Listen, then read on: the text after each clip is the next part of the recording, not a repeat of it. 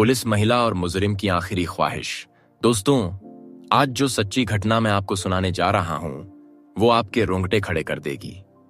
ये कहानी है एक पुलिस महिला की और एक ऐसे कैदी की जिसकी आखिरी ख्वाहिश ने सबको हैरान कर दिया।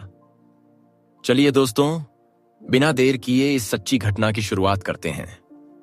एक बहादुर और निडर पुलिस महिला होती है जिसका नाम संतोषी होता है।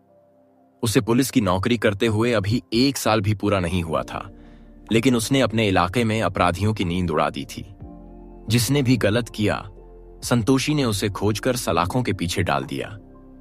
एक दिन थाने में खबर आती है, एक गांव में एक लड़के ने अपनी ही मां के साथ कुछ ऐसा किया है जो रूह को झकझोर दे। संतोषी तुरंत अपनी टीम के साथ उस गांव पहुंचती है। वहां पहुंचते ही वो देखती है एक औरत जमीन पर बेसुध पड़ी है और एक लड़का करीब 21 साल का हाथ में लाठी लिए खड़ा है, अपनी मां को निहारता हुआ। संतोषी आगे बढ़ती है और सख्त लहजे में कहती है, अपने हाथ से लाठी नीचे रख दो और हमारे साथ थाना चलो। लड़का बिना विरोध के लाठी नीचे रख देता है। संतोषी उसे गिरफ्तार कर थाने ले आती है। थाने में उसे कुछ घंटे के लिए बंद किया जाता है। फिर अगले दिन उसे अदालत में पेश किया जाता है। अदालत में उससे उसका नाम पूछा जाता है। वह लड़का कहता है, अमित। जब उससे सवाल पूछे जाते हैं कि उसने ऐसा क्यों किया, तो अमित चुप रहता है, एक शब्द भी नहीं बोलता। अदालत उसकी खामोशी को गुनाह की कबूलियत मानती है और फांसी की सजा सुना देती है। अमित फिर भी न घबराता है, न रोता है, बस एकटक देखता रहता है।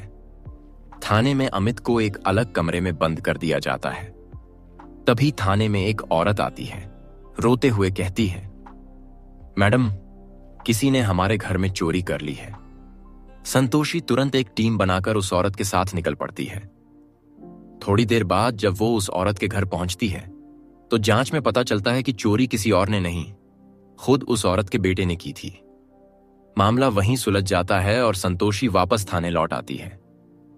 उसी दिन संतोषी को ऊपर से एक ऑर्डर मिलता है, कैदी की आखिरी ख्वाहिश पूछकर बताओ, यदि कोई हो तो उसे पूरा किया जाए। संतोषी अमित के लिए एक कप चाय लेकर जाती है। वो दरवाजा खोलती है और धीरे से कहती है, तुम्हारे पास इस दुनिया में सिर्फ 2 महीने बचे हैं। अगर तुम्हारी कोई आखिरी ख्वाहिश है तो बता दो, ताकि हम उसे पूरा कर सकें। अमित शांत रहता है, चाय को हाथ में लेता है और फिर मुस्कुराकर कहता है, मेरी आखिरी ख्वाहिश ये है कि जब तक मैं जिंदा हूं, हर रात एक कुंवारी लड़की के साथ बिताऊं। संतोषी सन्न रह जाती है, कुछ पल के लिए कुछ कह ही नहीं पाती। फिर खुद को संयमित करते हुए कहती है, यह मुमकिन नहीं है। हम किसी मासूम लड़की को यूं ही एक अपराधी के पास नहीं भेज सकते। अमित हंसते हुए फिर कहता है, तो आप ही मेरी आखिरी ख्वाहिश क्यों नहीं पूरी कर देती? आप भी तो कुंवारी लगती हैं। संतोषी का चेहरा गुस्से से लाल हो जाता है, लेकिन वो खुद पर काबू रखते हुए कहती है, मैं एक पुलिस अफसर हूं। एक अफसर कभी ऐसा नहीं कर सकता। अमित मुस्कुराता है और फिर से वही ख्वाहिश दोहराता है। संतोषी कहती है, अगर तुम्हारी कोई और ख्वाहिश है तो बताओ, ये नहीं हो सकता। अमित हंसते हुए कहता है, कोई लड़की करना नहीं चाहेगी, लेकिन आप भी तो एक लड़की ही हैं। और आपने पूछा था ना कि आखिरी ख्वाहिश क्या है, तो मैं बस वही बता रहा हूं।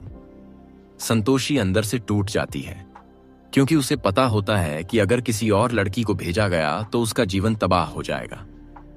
वो सोचती है, क्या मैं इस ख्वाहिश को पूरी करूं ताकि किसी और मासूम को नहीं झेलना पड़े। रात होती है। संतोषी अपने ड्यूटी ड्रेस को बदलकर एक साधारण साड़ी पहनती है और अमित के कमरे की ओर बढ़ती है। आखिरी ख्वाहिश और एक अनसुनी सच्चाई। रात का सन्नाटा था। थाने की बत्तियां धीमी हो चुकी थीं।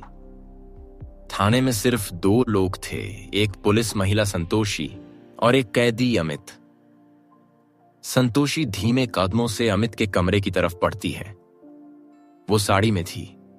उसके चेहरे पर भाव थे, ना डर ना मोह, बस एक कठोर फैसला।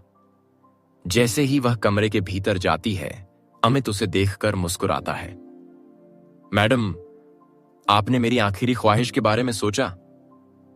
संतोषी कहती है, मैंने तुम्हारी ख्वाहिश इसलिए पूरी करने का फैसला किया है क्योंकि कोई और लड़की इस काम के लिए नहीं होनी चाहिए। अमित थोड़ी देर चुप रहता है, फिर धीमे से कहता है, आप पहली इंसान हो जो मेरी बात को बिना घृणा के सुन रही हैं, और शायद पहली इंसान जिससे मुझे कुछ महसूस हुआ। संतोषी उसकी आंखों में देखती है और पूछती है, क्यों अमित? क्यों तुमने अपनी मां के साथ ऐसा किया? क्या तुम सच में अपराधी हो? अमित कुछ देर तक चुप रहता है, फिर उसकी आंखों से एक बूंद आंसू गिरता है। मैंने अपनी मां को मारा नहीं था मैडम, मैं तो उन्हें बचा रहा था। क्या? हाँ, उस दिन रात को घर में 2 आदमी घुस आए थे। मेरी मां ने मुझे छुपा दिया, लेकिन जब उन्होंने मेरी मां को मारना शुरू किया, मैं छुप नहीं पाया। मैं भागकर लाठी लेकर निकला, लेकिन तब तक देर हो चुकी थी।